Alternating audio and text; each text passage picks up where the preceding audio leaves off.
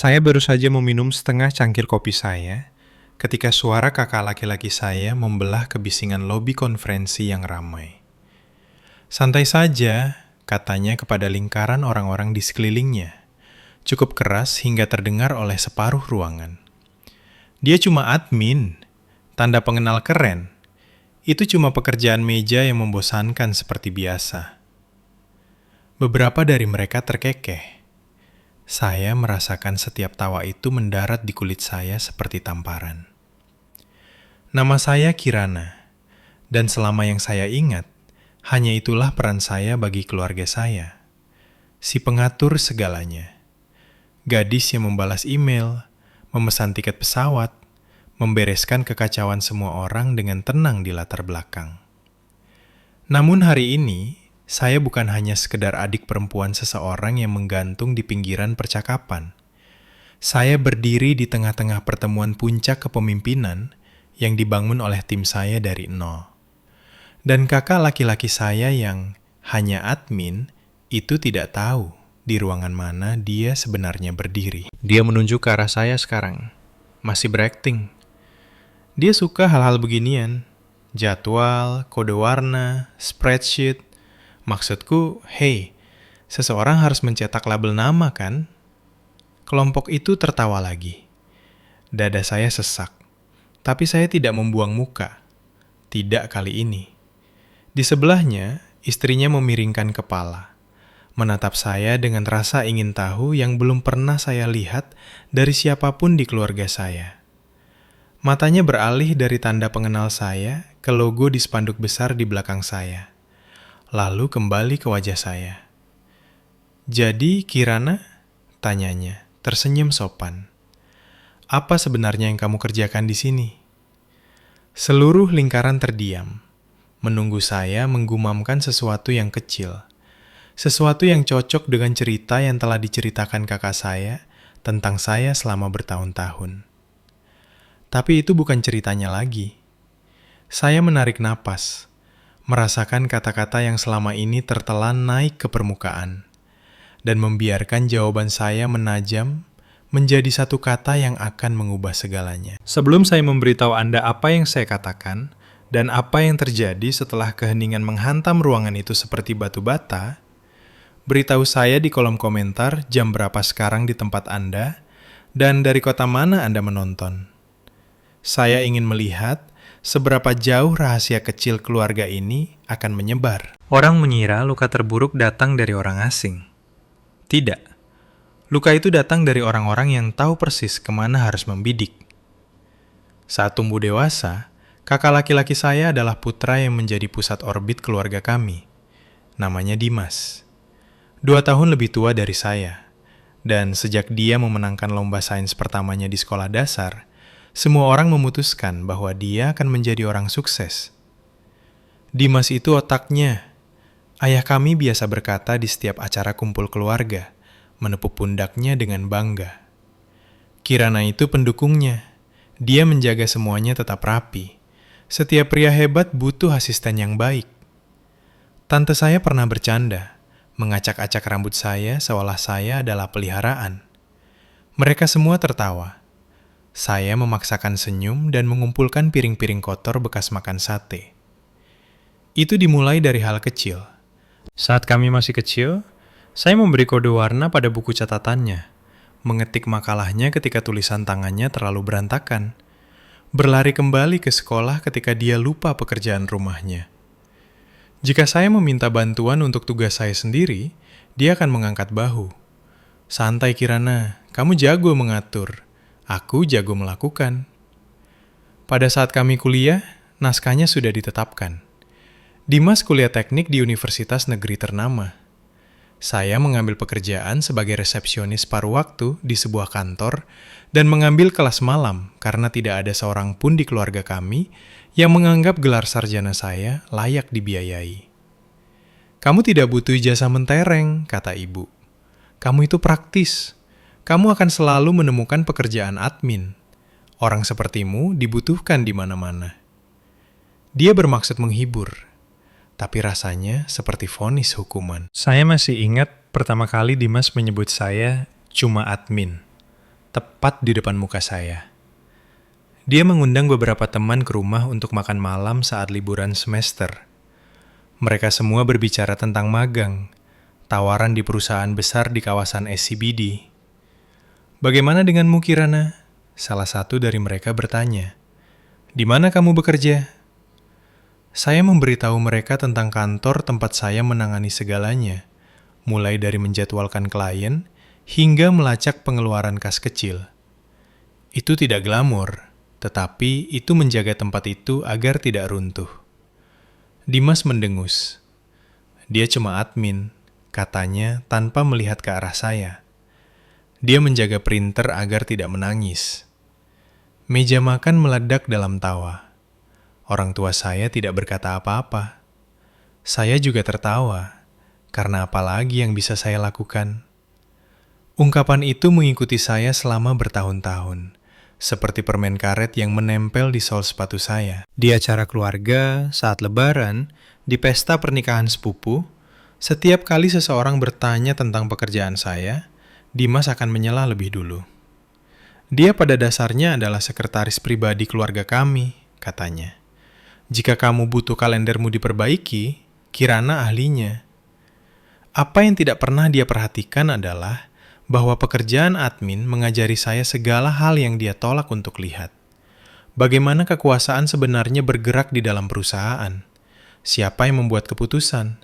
Siapa yang sebenarnya menjaga roda bisnis tetap berputar? Siapa yang tahu angka-angka, kontrak, dan titik-titik lemah?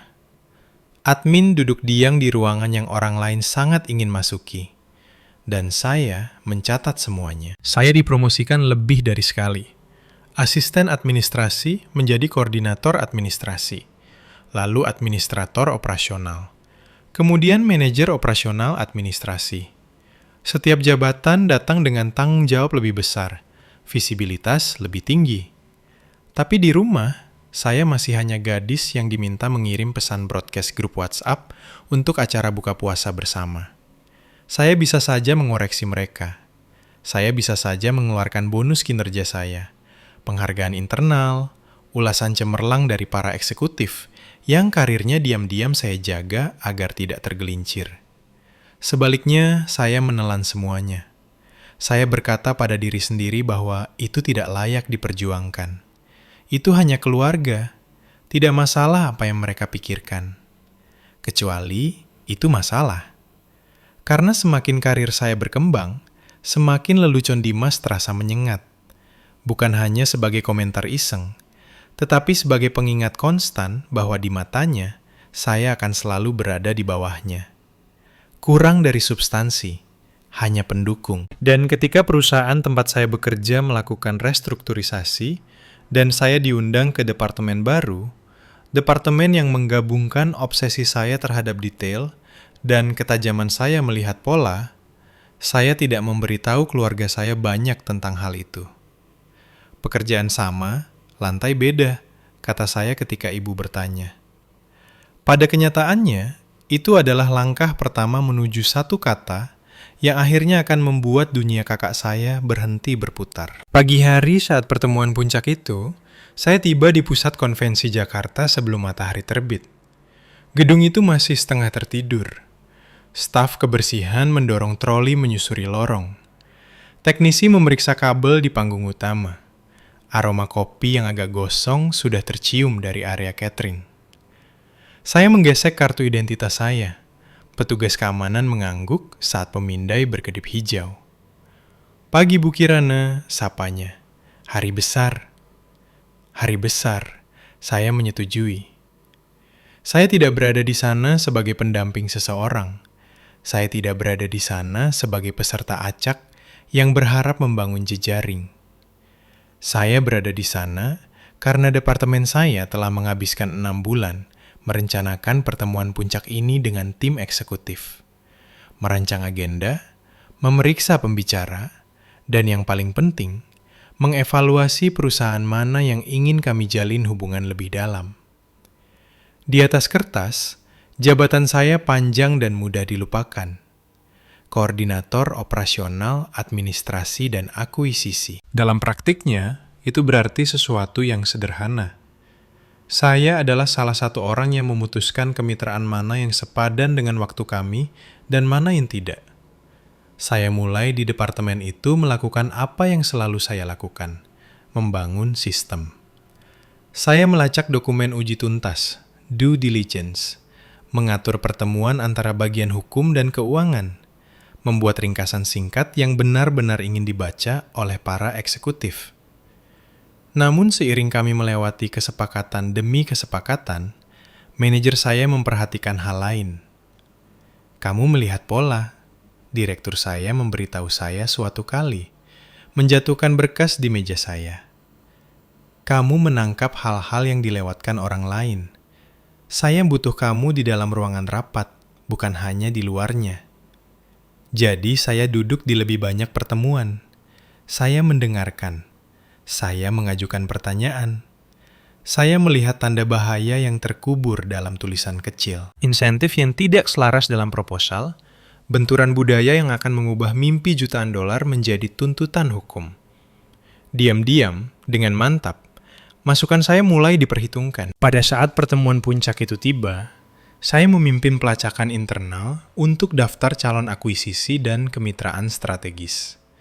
Salah satu perusahaan itu memiliki nama yang langsung saya kenali, firma tempat Dimas bekerja. Saya menatap layar untuk waktu yang lama ketika berkas itu pertama kali mendarat di antrean saya. Itu bukan perusahaannya. Dia bukan pendiri atau eksekutif tingkat C. Dia adalah manajer proyek senior di salah satu divisi mereka. Tetapi proyek yang membuat mereka masuk radar kami adalah produk andalan timnya. Ada konflik kepentingan? Direktur saya bertanya ketika saya menyebutkan hubungannya. Apakah kamu dan kakakmu bicara soal kerjaan? Saya tertawa, tapi tidak ada humor di dalamnya. Tidak, sejauh pengetahuan keluarga saya hanya tukang cetak label nama. Dia menggelengkan kepalanya. Tetap saja, jika ini semakin dekat dengan keputusan, kita akan libatkan bagian hukum tentang hal itu. Untuk saat ini, saya ingin penilaian jujurmu. Jika angkanya buruk, katakan. Jika bagus, katakan. Itulah hal tentang peran saya sekarang, bukan tentang mengambilkan kopi. Ini tentang mengatakan ya atau tidak dan mendukungnya dengan data.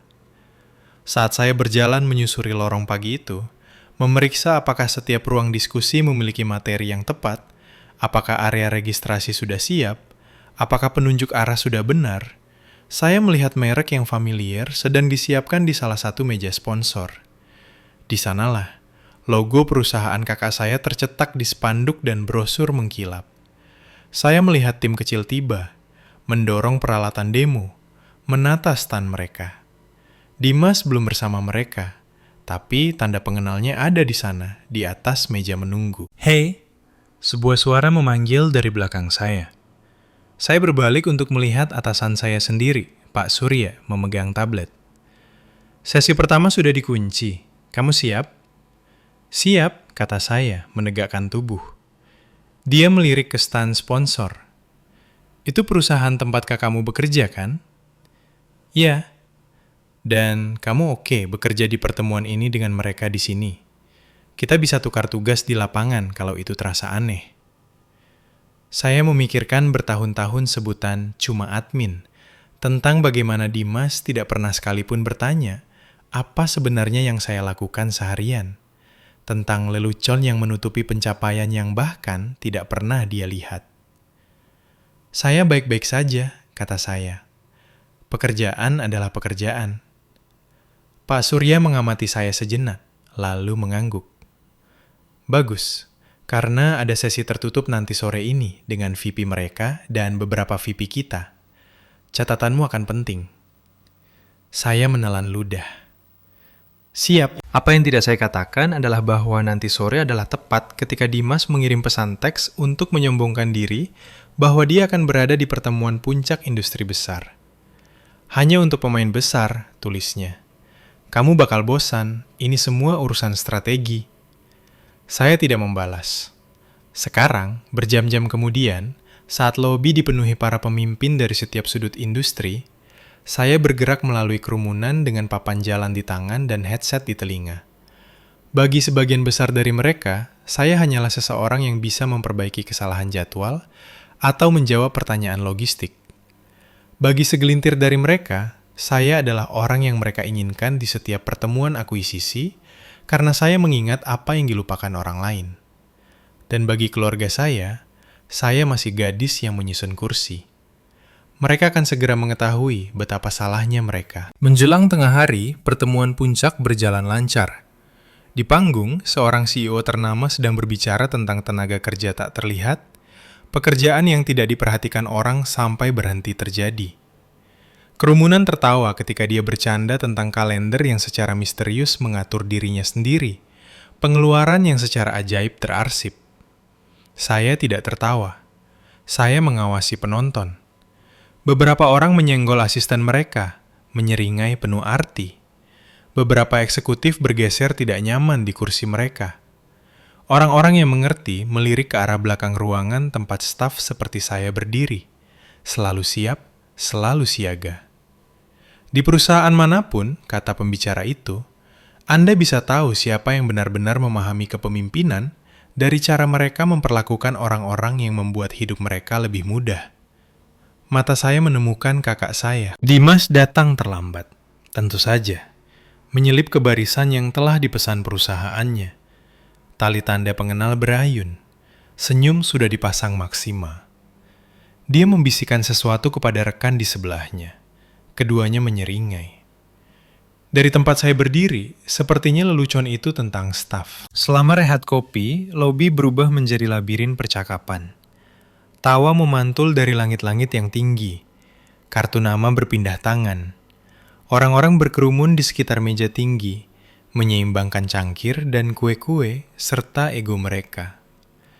Saya sedang memeriksa tim audiovisual ketika mendengar nama saya. Kirana. Saya berbalik untuk melihat Sari, kakak ipar saya, menyeruak di antara kerumunan. "Hei," kata saya, terkejut. "Mbak Sari datang." Tentu saja, dia tersenyum, sedikit terengah-engah. Dimas tidak berhenti bicara tentang betapa pentingnya pertemuan ini. Lagi pula, aku ingin melihatmu di habitat aslimu. Dia melihat sekeliling, matanya terbelalak. Ini besar sekali. Kamu membantu menyatukan semua ini. Aku dan banyak orang lain, kata saya, menjaga suara saya tetap netral. Dia menatap saya. Aku pernah melihat spreadsheet kode warnamu, ingat? Aku cukup yakin banyak orang lain itu kamu. Itu membuat saya tertawa, meskipun ada rasa perih di dalamnya. Kami mengobrol selama beberapa menit, topik aman, kabar dia, apakah orang tua kami masih berdebat tentang menu lebaran bulan depan, sampai Dimas muncul di sisinya, merangkul bahunya. Nah, ini dia, katanya kepada Sari sebelum melirik saya. Hei adik kecil, sibuk menjalankan printer. Naskah lama itu disampaikan dengan mudah. Kira-kira begitu, jawab saya.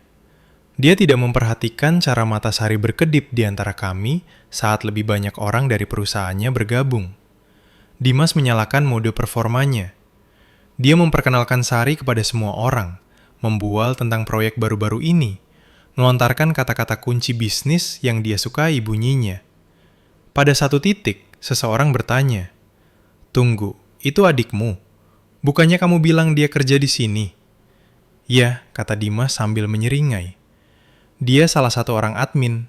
Tahu kan orang-orang yang memastikan ada kopi dan kursi serta label nama. Dia menyukainya. Kelompok itu tertawa. Itu tidak sepenuhnya kejam.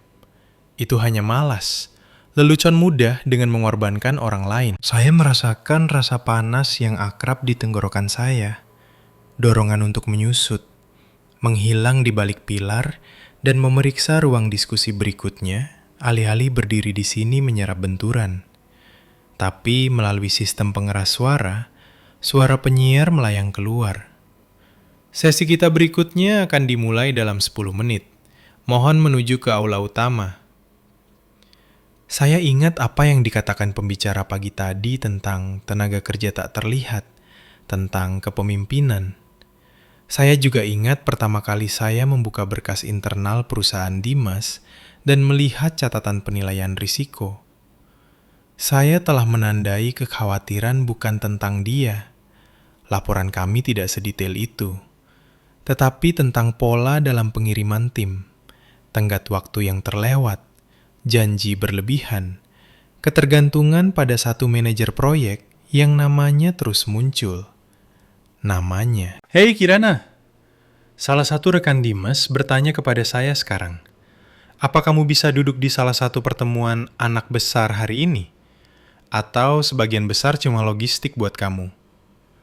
Saya yang dulu akan tertawa, membuat diri saya lebih kecil, mengatakan sesuatu seperti, oh tidak, saya hanya di sini untuk menjaga agar semuanya tetap bergerak. Sebaliknya, saya tersenyum tipis. Tergantung apa yang kamu maksud dengan anak besar. Sari memperhatikan saya dengan cermat. Ada kerutan di antara alisnya, seolah dia sedang mengerjakan teka-teki. Pokoknya, potong Dimas, menepuk tangannya. Kita harus membiarkan dia kembali ke sihir adminnya. Kalau kita bicara dengannya terlalu lama, pulpen mungkin berhenti mengisi ulang sendiri. Putaran kekeh lainnya. Saya merasakan sesuatu di dalam diri saya bergeser. Semua malam larut. Semua waktu saya tinggal di kantor setelah semua orang pulang. Bukan karena saya dipaksa, tetapi karena saya ingin memahami kesepakatan yang kami buat. Semua waktu, direktur saya meminta pendapat saya dan benar-benar mendengarkan. Dan semua waktu, kakak saya sendiri tidak cukup peduli untuk bertanya bahkan sekalipun. Apa sebenarnya yang kamu kerjakan di sana sekarang? Mungkin saya telah melindungi diri sendiri dengan tetap samar. Saya bekerja di operasional. Saya membantu acara. Ini rumit. Jawaban aman yang memberinya ruang untuk mengisi kekosongan dengan apapun yang membuatnya nyaman. Mungkin sudah waktunya untuk membuatnya tidak nyaman. Panggilan untuk sesi berikutnya bergema lagi. Orang-orang mulai hanyut menuju aula utama. Dimas dan kelompoknya berlama-lama di meja tinggi mereka, menghabiskan kopi mereka. Sari tetap diam, tatapannya memantul antara seringai Dimas dan ekspresi saya. Ayo, kata Dimas padanya, menyenggol sikunya. Kita harus ambil kursi di depan, harus terlihat penting kan? Sari tidak bergerak, sebaliknya, dia menoleh ke saya. Kirana, katanya perlahan. Aku sudah lama ingin menanyakan sesuatu padamu. Kebisingan lobi tampak meredup di sekitar kami, seperti seseorang perlahan mengecilkan volume. Kamu berbeda akhir-akhir ini, lanjutnya. Lebih percaya diri, dan emailmu tentang pertemuan ini terdengar seperti kamu menjalankan lebih dari sekedar pesanan kopi. Jadi, apa yang sebenarnya kamu kerjakan di sini? Pertanyaan itu mendarat di antara kami seperti tantangan dan tali penyelamat sekaligus. Dimas tertawa. Sayang, sudah kubilang dia admin. Dia suka hal-hal itu. Jadwal, email, semua sihir di balik layar itu. Benar kan Kirana? Untuk sekali ini, saya tidak melihat ke arahnya ketika saya menjawab. Saya menatap Sari, pada rekan-rekan yang berdiri di sekitar kami, pada kartu identitas yang tergantung di leher mereka, masing-masing sebuah cerita tentang bagaimana mereka ingin dilihat. Dan kemudian saya memikirkan tanda pengenal saya sendiri. Judul kecil tercetak yang tidak pernah repot-repot dibaca dengan benar oleh siapapun di keluarga saya, yang berisi kata yang telah saya upayakan bertahun-tahun untuk didapatkan. Lingkaran di sekitar kami menegang, cukup bagi saya untuk merasakan tepi fokus semua orang menekan kulit saya. Jadi, Sari memulang lebih lembut, tapi lebih mendesak. Apa yang sebenarnya kamu lakukan? Dia tidak mengatakannya dengan tidak ramah, itu bagian terburuknya. Tidak ada ejekan dalam suaranya, hanya rasa ingin tahu dan mungkin sedikit permintaan maaf karena melawan versi cerita yang mudah yang suka diceritakan Dimas. Saya bisa saja membiarkannya menjawab untuk saya lagi. Saya bisa saja tertawa, memutar mata, memainkan peran adik perempuan yang menderita dalam diam, yang hanya menjaga semuanya tetap berjalan. Sebaliknya, saya meletakkan cangkir kopi saya di meja dan membiarkan diri saya berdiri tegak sepenuhnya. Seolah-olah saya akhirnya berdiri dalam deskripsi pekerjaan saya sendiri. Saya bekerja di akuisisi, kata saya. Satu kata. Itu mendarat dengan beban yang saya rasakan di tulang saya.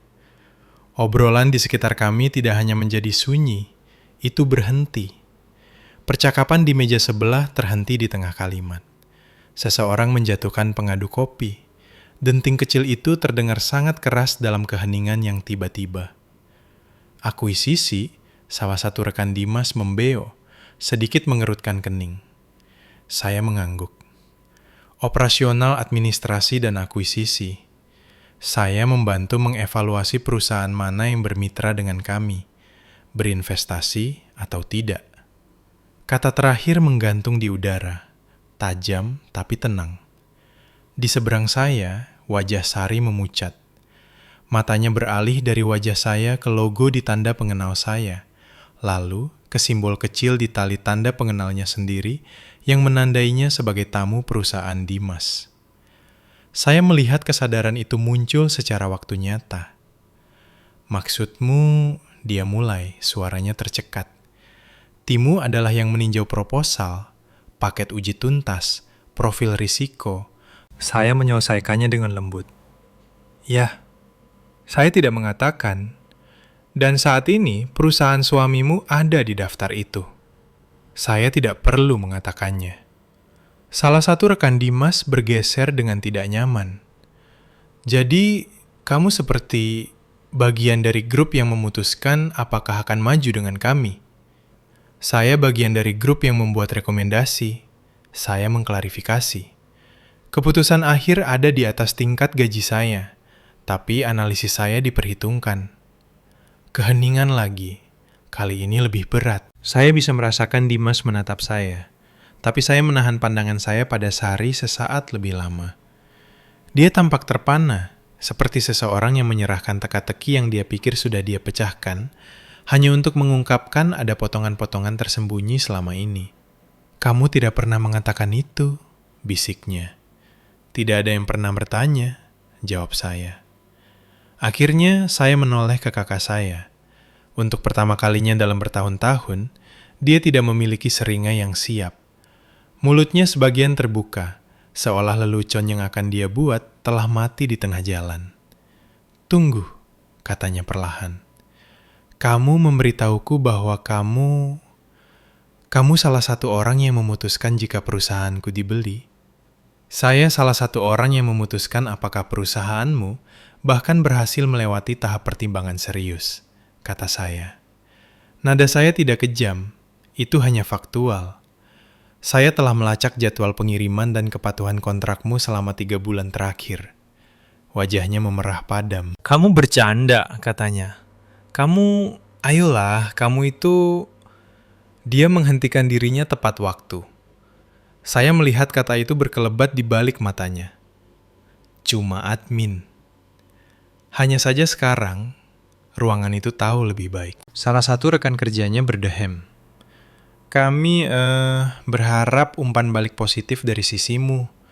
Dia mengakui, suaranya ragu-ragu. Pimpinan cukup cemas tentang kesepakatan ini. Saya memiringkan kepala, membiarkan hal itu meresap. Saya memberikan umpan balik yang jujur, kata saya. Itu pekerjaan saya. Sari menelan ludah dengan susah payah. Jujur, seperti dalam... Saya tidak membiarkan hubungan keluarga memengaruhi penilaian saya, jawab saya. Kinerja perusahaan kalian adalah apa adanya. Saat itulah Dimas akhirnya mengerti persis di mana dia berdiri. Lelucon itu tidak lucu lagi. Sistem pengeras suara berbunyi, mengumumkan bahwa sesi berikutnya dimulai. Orang-orang mulai bergerak, tetapi tidak ada seorang pun di kelompok kecil kami yang bergerak. Jari-jari Sari menegang di sekitar cangkir kopinya. Dimas, Katanya pelan. Mungkin kita harus duduk. Dia tidak menanggapi. Matanya masih terkunci pada saya. Badai kemarahan, keterkejutan, dan sesuatu yang lain berputar di belakangnya. Sesuatu yang terlihat sangat mirip dengan ketakutan. Karena pada saat itu, dia akhirnya menyadari siapa saya. Bukan adik kecil yang mengambilkan PR-nya yang tertinggal. Bukan pengurus pesta default keluarga. Bukan penutup lelucon, cuma adminnya. Saya adalah bagian dari mesin yang akan memutuskan apakah proyek yang dia bangun reputasinya akan hidup atau mati. Dan untuk pertama kalinya dalam hidup kami, dia tidak punya kendali atas apa yang akan saya katakan selanjutnya. Sisa rehat kopi bergerak dalam kabur. Orang-orang mulai hanyut menuju aula utama, tetapi udara di sekitar lingkaran kecil kami masih membeku. Sari akhirnya menyentuh lengan Dimas. "Kita akan terlambat," gumamnya. "Ayo." Dia berkedip, seperti dunia tiba-tiba kembali fokus. "Ya," gumamnya. "Benar." Mereka berjalan pergi dengan rekan-rekan kerjanya. Tetapi setiap beberapa langkah, dia melirik kembali ke arah saya, seolah-olah 10 menit terakhir telah mengatur ulang seluruh peta di kepalanya. Dalam satu hal, memang begitu. Saya tidak mengejarnya. Saya tidak meminta maaf. Saya mengambil papan jalan saya dan beralih ke hal berikutnya yang perlu dilakukan. Karena itulah yang selalu saya lakukan. Hanya kali ini, hal berikutnya bukanlah mengisi ulang pena atau memeriksa mikrofon. Itu adalah pertemuan yang bisa mengubah lintasan karirnya. Menjelang sore, pertemuan puncak telah terpecah menjadi jalur yang berbeda. Sesi diskusi, meja bundar, panel tentang etika AI, satu lagi tentang restrukturisasi di pasar yang tidak pasti. Di antara semuanya, segelintir ruang konferensi di lantai atas telah dipesan untuk sesuatu yang tidak tercantum dalam agenda publik. "Siap?" Pak Surya bertanya pelan saat kami berjalan menuju salah satu pintu itu. Jantung saya berdetak kencang, tapi suara saya tetap stabil. "Ya." Di dalam, ruangan itu penuh kaca dan bersudut tajam, jenis ruang yang dirancang untuk membuat Anda sadar akan uang yang digerakkan ketika orang duduk. Beberapa eksekutif kami sudah ada di sana, penasihat hukum, seseorang dari keuangan, VP dari perusahaan Dimas duduk di sisi lain meja bersama dengan kepala produk mereka. Dimas tidak ada di ruangan itu. Ini bukan levelnya, tapi namanya tercetak di salah satu dokumen yang tergeletak di depan saya. "Terima kasih sudah bergabung dengan kami," kata VP kami saat kami semua duduk. Dia mengangguk ke arah saya. "Kirana, kamu yang menangani koordinasi internal untuk ini, kan? Kenapa kamu tidak memandu kami melalui ringkasan terbarumu sebelum kami mendengar presentasi mereka?" Itu dia, momennya. Anda akan berpikir itu akan terasa seperti memegang hidup seseorang di tangan saya. Tidak. Rasanya seperti memegang berkas, serangkaian fakta dan pola. Sebuah cerita yang diceritakan dalam angka dan perilaku, bukan kata-kata. Saya menarik nafas. Tentu, saya tidak mulai dengan nama kakak saya. Saya mulai dengan jadwal pengiriman, metrik kinerja, laporan insiden. Saya berbicara tentang bagaimana produk mereka memiliki potensi, bagaimana beberapa inovasi tim mereka benar-benar mengesankan, tetapi bagaimana kekuatan itu dirusak oleh masalah eksekusi yang berulang. "Beberapa tenggat waktu terlewat," kata saya, menggulir tablet saya. "Bukan hanya sekali, tapi sebagai pola. Ada juga laporan bendera merah internal tentang budaya menjanjikan berlebihan dan mendorong staf untuk menambal masalah di menit terakhir, alih-alih mengatasi akar penyebabnya." Salah satu penasihat hukum kami mengangguk. Saya melihat bahwa mereka memforsir tenaga kerja mereka. VP dari perusahaan Dimas bergeser di kursinya. "Kami telah mengatasi kekhawatiran itu," katanya cepat. "Kami telah membuat perubahan sejak laporan itu." Saya tidak melihat ke arahnya ketika saya menjawab. Saya melihat catatan saya. Ada perbaikan terdokumentasi di kuartal terakhir, saya akui. Tetapi tampaknya terkait dengan tekanan seputar kesepakatan potensial ini daripada perubahan sistemik. Kekhawatiran saya adalah keberlanjutan setelah sorotan hilang. Jika Dimas ada di ruangan itu, dia mungkin menuduh saya memutar pisau. Tapi sebenarnya, saya sudah menulis semua ini sebelum saya menyadari namanya terlampir pada proyek itu. Berdasarkan data yang telah kami tinjau, lanjut saya, rekomendasi saya adalah jika kita bergerak maju, itu harus dengan persyaratan ketat dan struktur bertahap. Atau saya ragu-ragu, lalu memutuskan saya tidak di sini untuk bersikap lembut. Kita mungkin ingin mempertimbangkan kembali apakah ini cocok sama sekali, mengingat jumlah bendera merah yang ada. Ruangan itu hening sejenak. VP kami melirik ke bagian keuangan, lalu ke hukum, lalu kembali ke saya. Apakah itu masih pandanganmu setelah bertemu tim mereka secara langsung hari ini? Dia bertanya.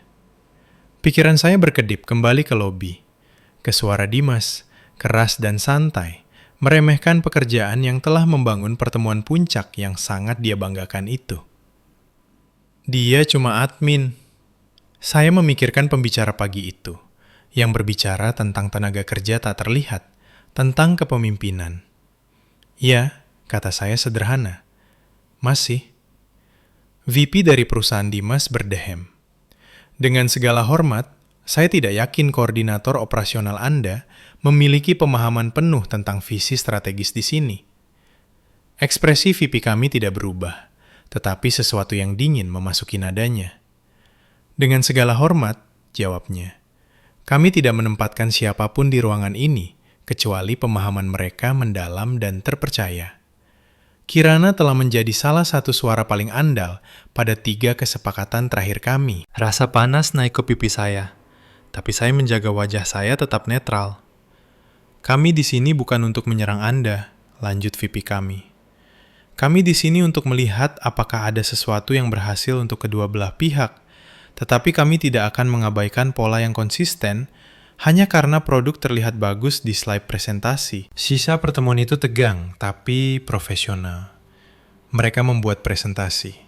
Kami mengajukan pertanyaan. Tidak ada suara yang meninggi. Tidak ada ancaman yang dibuat.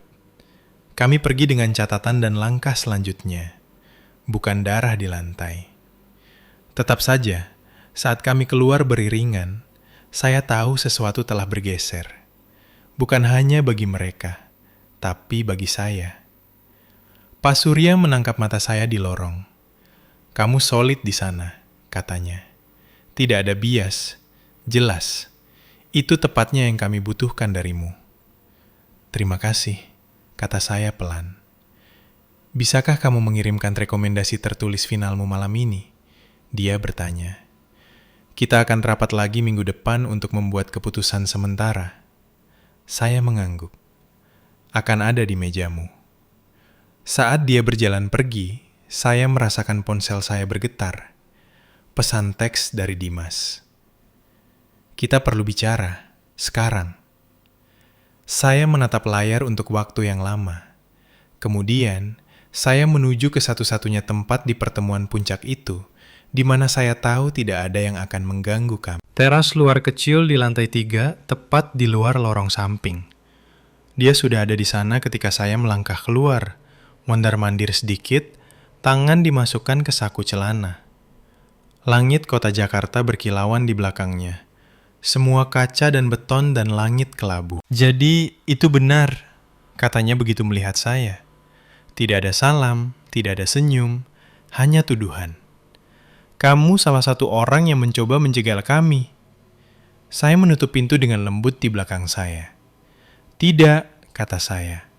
Saya salah satu orang yang mencoba agar kita tidak terjegal.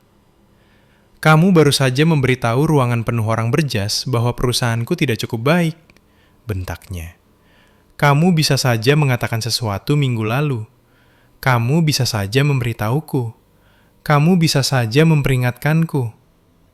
Saya merasakan kemarahan saya sendiri bergerak lambat dan dalam.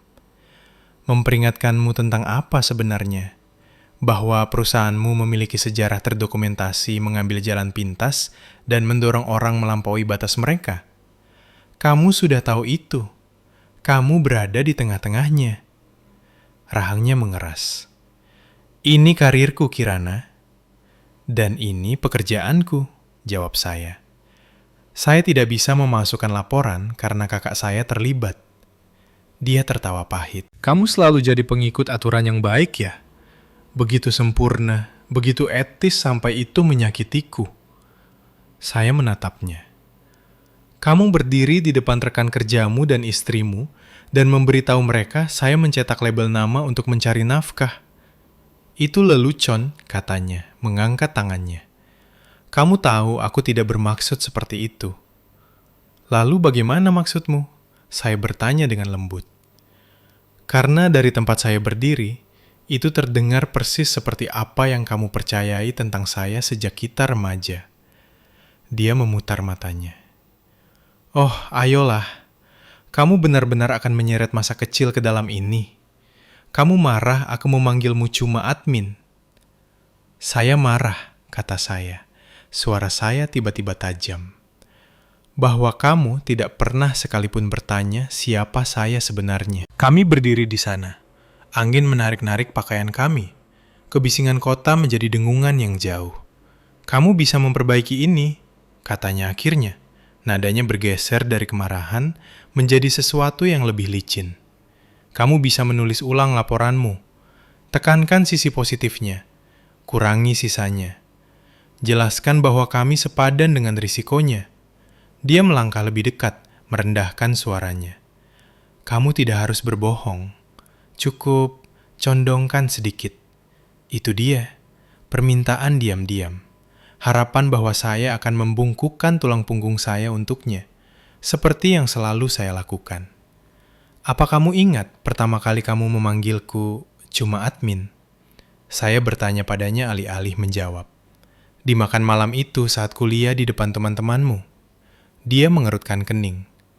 Kenapa kamu mengungkit itu? Itu sudah lama sekali. Itu pertama kalinya saya menyadari kamu tidak melihat apa yang saya lakukan sebagai pekerjaan nyata, kata saya.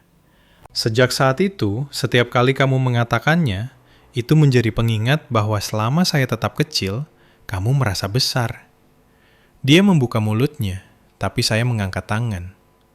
Kesepakatan ini, lanjut saya, bukan tentang kamu dan saya. Ini tentang apakah perusahaanmu cocok untuk kami. Fakta mengatakan itu berisiko. Pekerjaan saya adalah mengatakan itu dengan lantang. Jadi begitu, tuntutnya. Kamu bersedia menghancurkan karirku karena dendam. Kata itu menghantam saya seperti tamparan. Sesaat, saya hampir meragukan diri saya sendiri. Tapi kemudian saya memikirkan asisten di timnya yang namanya saya lihat di laporan internal yang kelelahan di bawah tenggat waktu yang mustahil. Tentang email larut malam yang ditangkap kotak masuk saya, bertanda waktu jam 2 pagi dari staf yang memohon perpanjangan lagi, karena pimpinan telah berjanji berlebihan lagi. Ini bukan dendam, Dimas, kata saya pelan. Ini akuntabilitas. Matanya berkilat. Jika kesepakatan ini gagal, aku bisa kehilangan posisiku. Saya tahu, kata saya.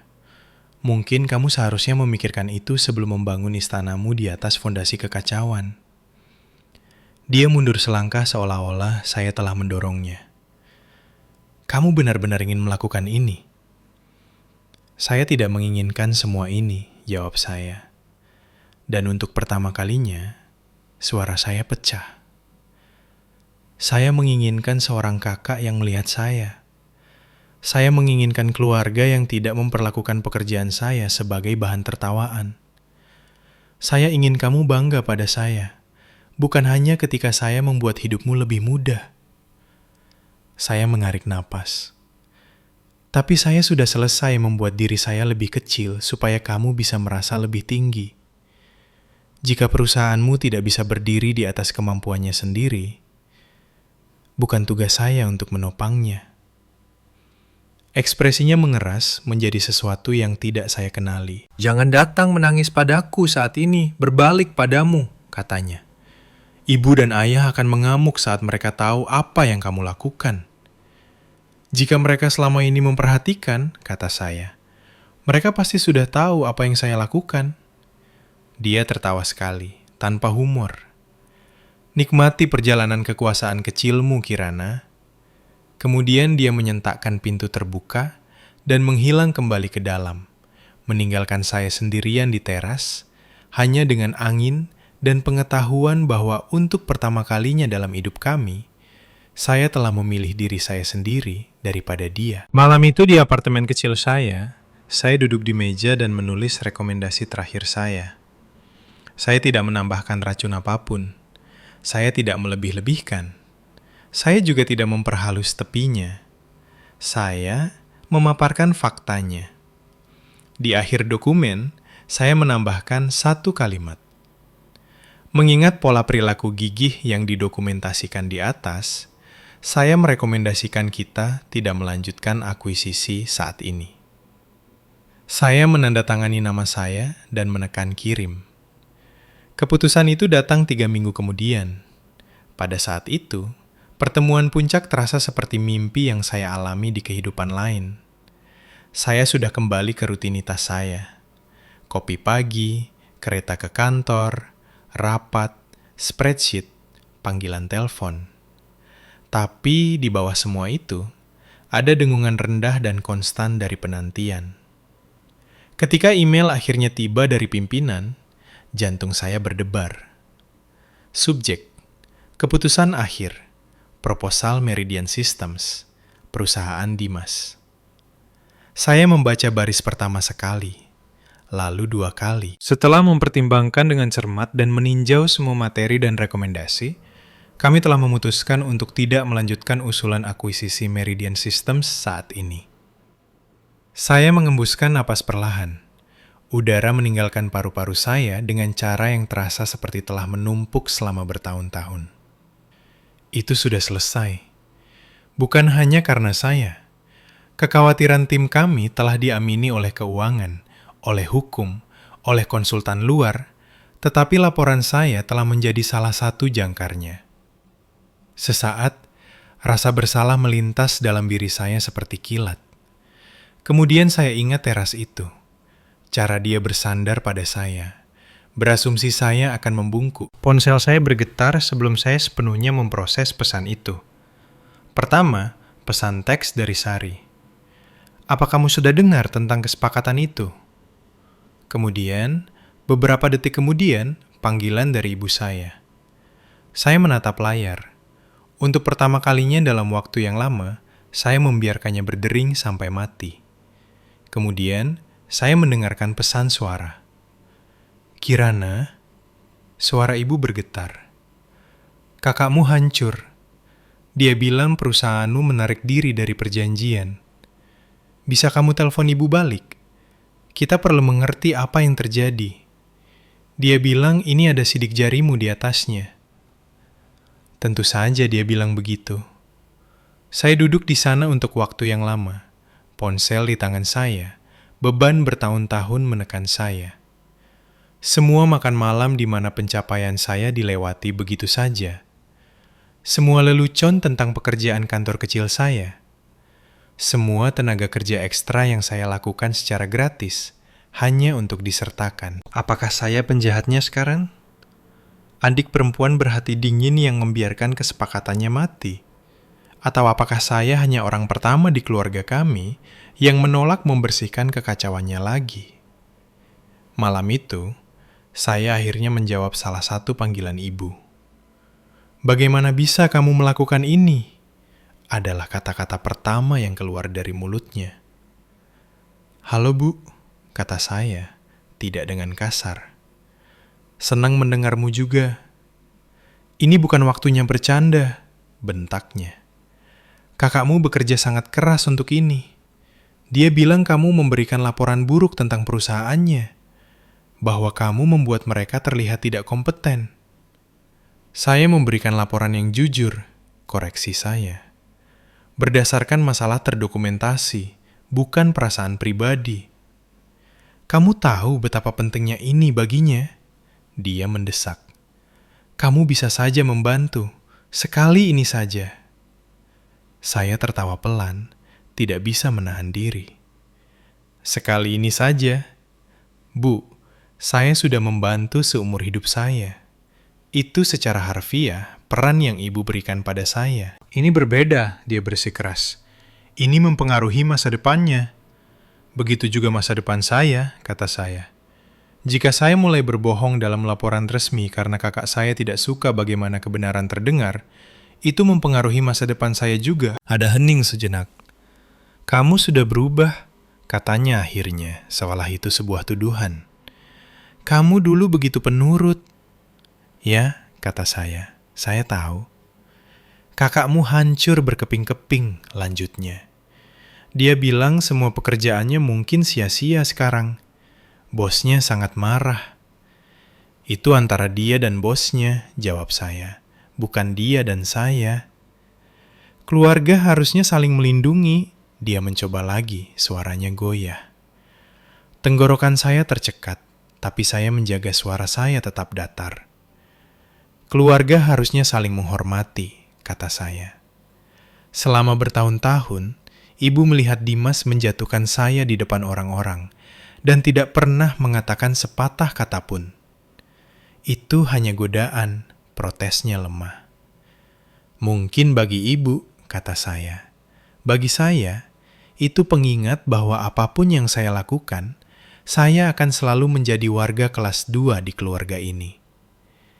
Dia menarik napas tajam. Itu tidak adil. Bukan begitu, saya bertanya. Kapan terakhir kali ibu bertanya apa yang sebenarnya saya lakukan di pekerjaan saya? Keheningan membentang di antara kami. Tepat sekali, kata saya pelan. Ibu tidak mau berdebat, bisiknya. Ibu tidak ingin kehilangan anak-anak ibu karena kesepakatan bisnis. Ibu tidak kehilangan saya, kata saya. Saya hanya tidak bersedia mengorbankan integritas saya untuk melindungi versi Dimas yang lebih ibu suka lihat. Dia terisak. Dia bilang kamu mempermalukannya di konferensi itu. Saya memikirkan lobi, leluconnya, saat ruangan menjadi sunyi setelah satu kata saya. Saya mengatakan yang sebenarnya, kata saya. Di ruangan di mana dia telah menceritakan kebohongan tentang saya selama bertahun-tahun. Bukan begitu cara dia melihatnya. Saya tahu, jawab saya. Dan mungkin dia tidak akan pernah. Setelah kami menutup telepon, saya duduk di sofa dalam cahaya redup ruang tamu saya. Cahaya dari TV berkedip tanpa suara. Ponsel saya bergetar lagi dan lagi. Pesan dari sepupu, dari kerabat yang tidak pernah sekalipun bertanya bagaimana kabar saya, tapi sekarang menginginkan penjelasan. Saya tidak menjawab mereka. Sebaliknya, saya membuka pesan lain dari Sari. Aku sangat menyesal tentang semua ini. Aku dengar apa yang ibumu katakan padamu. Bisakah kita bicara? Kami bertemu beberapa hari kemudian di sebuah kafe kecil di tengah jalan antara lingkungan kami. Dia tampak kelelahan. Ada bayangan samar di bawah matanya. Apa kabar? Tanyanya begitu kami duduk. Tergantung siapa yang kamu tanya, kata saya datar. Menurut ibu, saya alasan dunia Dimas runtuh. Senyum kecil menarik sudut mulutnya. Menurut Dimas juga. Dan menurutmu? Saya bertanya. Dia mengaduk kopinya perlahan. Menurutku, kamu melakukan pekerjaanmu. Dan dia akhirnya berhadapan dengan konsekuensi yang sudah lama dia hindari. Saya berkedip. Itu bukan apa yang saya harapkan untuk didengar. Dia memberikan tawa kecil dan sedih. Kamu pikir kamu satu-satunya yang menjadi sasaran egonya? Dia memberitahu saya hal-hal yang belum pernah saya dengar sebelumnya. Tentang cara Dimas berbicara tentang timnya sendiri. Bagaimana dia mengambil kredit atas pekerjaan mereka. Bagaimana dia menepis saran dari staf junior. Tentang larut malam di mana dia melampiaskan tentang orang idiot di operasional yang tidak mengerti visi. Dia tidak pernah menghubungkan bahwa kamu adalah salah satu dari orang operasional itu sekarang, katanya. Dalam pikirannya, kamu membeku di usia 22 tahun. Bagaimana dia menangani keputusan itu? Saya bertanya. Buruk. Dia menghela napas. Mereka tidak memecatnya, tapi kegagalan kesepakatan itu membuat bosnya mengevaluasi ulang banyak hal. Mereka menariknya dari proyek andalan. Dia tidak menerimanya dengan baik. Sebagian dari diri saya merasakan secercah kepuasan. Bagian lain merasakan sakit yang tumpul. Kami berbagi masa kecil, pagi lebaran, lelucon internal yang ada jauh sebelum cuma admin menjadi frasa favoritnya. Saya tidak ingin dia hancur, kata saya pelan. Saya hanya ingin dia berhenti menginjak saya untuk mencapai tempat yang lebih tinggi. Itu bukan salahmu, jawabnya. Itu salah dia. Dia ragu-ragu, lalu meraih ke seberang meja dan meremas tangan saya. Untuk apapun nilainya, tambahnya. Ketika kamu mengatakan akuisisi di lobi itu, aku merasakan sesuatu retak. Bukan karena kamu mempermalukannya, tapi karena aku menyadari betapa cepatnya aku membeli versi dia tentangmu. Maaf aku tidak bertanya lebih cepat. Tenggorokan saya tercekat. Terima kasih, saya berhasil berkata. Kami berbicara sebentar lagi tentang pekerjaan, tentang terapi, tentang kesedihan aneh yang datang dengan menyadari keluarga Anda mungkin tidak akan pernah melihat Anda dengan jelas. Tidak peduli seberapa terang Anda belajar untuk berdiri. Sebelum kami berpisah, dia menatap saya dengan serius. Apapun yang terjadi antara aku dan Dimas, katanya, aku ingin kamu tahu ini. Kamu tidak melakukan kesalahan apapun. Kamu menggambar batasan. Itu diperbolehkan. Batasan. Itu adalah kata yang begitu sederhana untuk sesuatu yang terasa mustahil seumur hidup saya. Selama beberapa bulan berikutnya, kontak dengan keluarga saya menipis. Mereka masih memiliki obrolan grup mereka, makan malam minggu mereka, foto-foto mereka tanpa saya. Kadang-kadang ibu akan mengirim pesan. Kami merindukanmu. Kapan kamu akan merelakan ini? Dia tidak pernah bertanya, apa yang kamu butuhkan dari kami untuk kembali? Jadi, saya membangun hidup saya sendiri. Saya mencurahkan diri saya ke dalam pekerjaan, bukan sebagai pelarian, tetapi sebagai cara untuk terus tumbuh.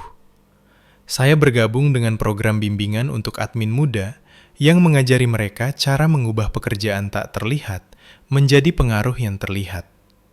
Saya mulai mengatakan tidak pada permintaan yang tidak masuk akal, alih-alih secara otomatis memperbaiki segalanya. Terkadang larut malam, saya akan memikirkan hari itu di lobi, tentang keheningan yang jatuh setelah saya mengucapkan satu kata.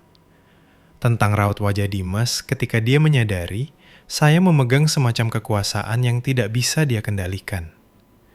Bukan karena saya mencurinya, tetapi karena saya mendapatkannya. Apakah itu memperbaiki segalanya? Tidak. Kami belum berdamai secara ajaib. Tidak ada makan malam keluarga yang penuh air mata, di mana semua orang tiba-tiba meminta maaf dan memahami saya. Kehidupan nyata jarang memberi Anda akhir yang rapi seperti itu. Tapi ada ini. Kali berikutnya, seseorang di sebuah pesta bertanya, apa yang saya kerjakan untuk mencari nafkah? Dan seorang kerabat mencoba menyela dengan, dia yang paling terorganisir di antara kami. Dia menjaga semua orang tetap pada jalurnya.